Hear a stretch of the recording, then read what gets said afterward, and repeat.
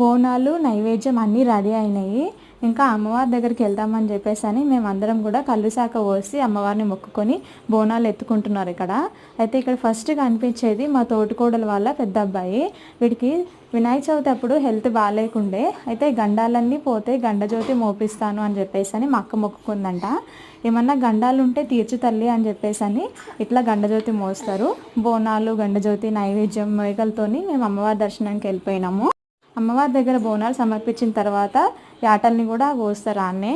ఇంకా యాటల్ని కోసుకొని నైవేద్యం వండి మళ్ళీ మారునైదం అని చెప్పేసి అని తీసుకొని వెళ్తారు. నైవేద్యాన్ని అమ్మవారికి మళ్ళీ సమర్పించుకొని నెక్స్ట్ పిల్లలకి అంటే అనుకి అక్షయ్కి పుట్టెంటుకలు తీసే ప్రోగ్రామ్ స్టార్ట్ చేస్తాం అనమాట. నెక్స్ట్ అక్షయ అనువి పుట్టెంటుకల వీడియోస్ చూడడానికి వెంటనే మన ఛానల్ని సబ్స్క్రైబ్ చేసుకోండి, వీడియోని లైక్ చేయండి, అండ్ వీడియో ఎట్లా అనిపించిందో మీకు కామెంట్ చేయండి.